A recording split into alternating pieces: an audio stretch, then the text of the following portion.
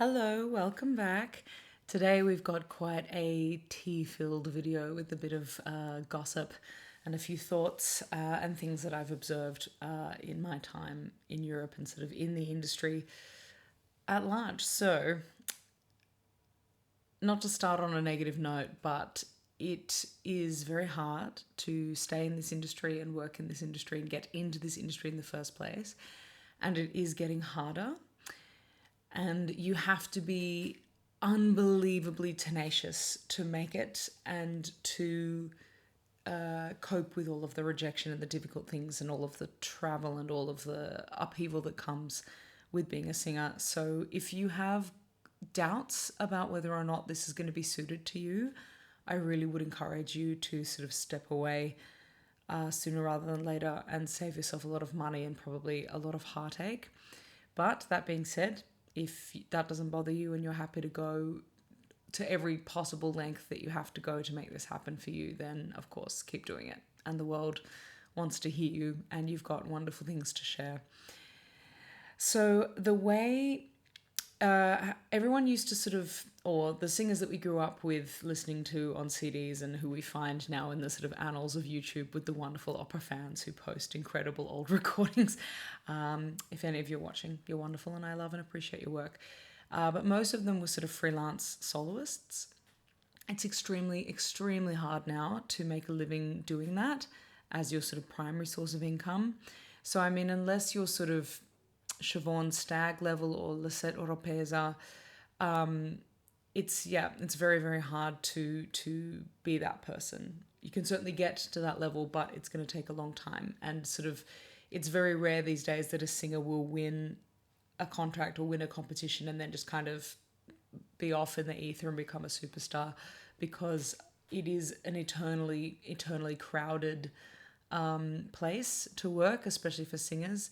And opera houses all over the world are getting less and less funding. And there's some resurgence of audiences, which is great. You know, we've always lived in this kind of weird balance. And opera, to be fair, has always been privately sponsored as well since, you know, it started 600 years ago or so. Well, not 600, but you know what I mean. 500 years ago. So you need to have an economically stable side hustle to make this freelance life work for you. So, for example, you could have a fest ensemble position like Elsa Dreisig, fantastic singer. She's fest at the Staatsoper in Berlin, certainly at time of recording she is, but she gets heaps of leave and does all of her other freelance contracts in addition to that. So that's kind of the ideal way to do it because you're still a soloist, you know, soloing everywhere.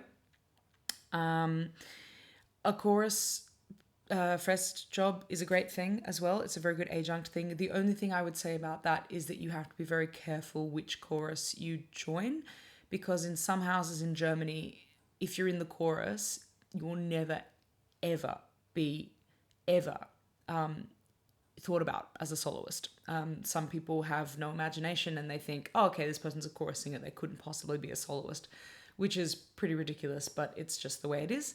But there are some really good places like the Nordic countries, Norway, Sweden, etc. They tend to have pretty reasonable, pretty generous contractual conditions. So you can definitely work there full time, but take leave and do solo gigs and stuff. I have a good friend who does that as well.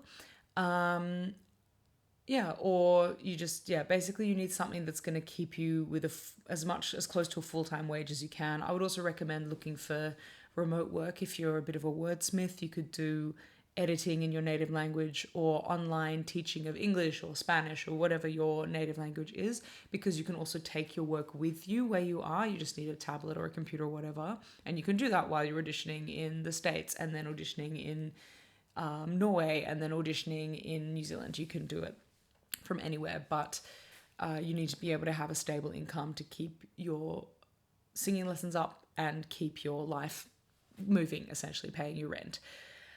Ageism is the next thing on my list. The ageism is super real. Unfortunately, young artist programs, for example, are not really interested in singers who are under the age, realistically, who are under the age of 28. Some of them say that they have an age limit of 32 or something. And that does happen. Some have no age limit at all. Jetta Parker, at the time I'm recording this, at the Royal Opera House, Covent Garden, does not have an age limit, for example.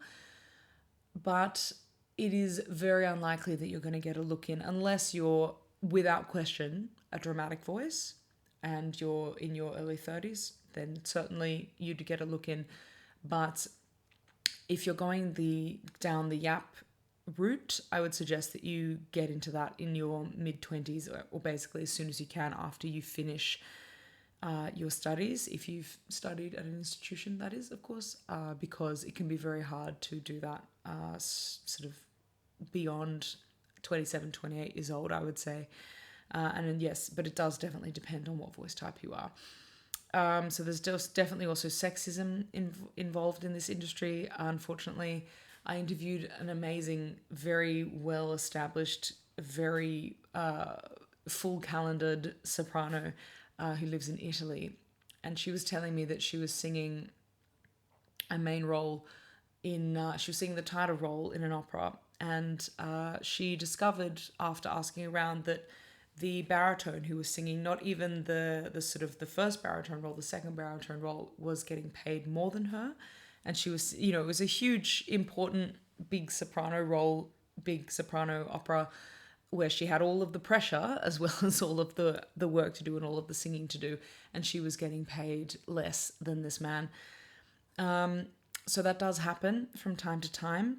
Depends on the country as well. And it can depend on how much experience you have, but in this case, the baritone in question was sort of the same age, relatively same point in his career as the person I was interviewing as well. So barrack for yourself, talk about what you earn with your colleagues. That's super, super important, because if we're going to get anywhere near a place where everyone's getting paid a similar amount of money or an amount of money that is commensurate with your experience but not your gender, then we have to talk about it. It has to come from us. It has to come from inside the house. So make sure you talk to your colleagues and don't gatekeep information, because that actually takes me to another point that I have for this video about gatekeeping. There are so many people who will not share information. And I promise it's not you, it's them. There are just people who feel like there isn't enough work around, they don't want to share information, they don't want to share auditions. Make sure you're doing a lot of research. You need to be responsible for your own career and your own outcomes as much as possible. But just know that there's a lot of gatekeeping as well. And I'm all about sharing resources and sharing information. So do make this place better for everyone involved, instead of being part of all of that, if you'll excuse my language, all of that bullshit. So the last point that I have that I want to talk about is also weightism, sizeism.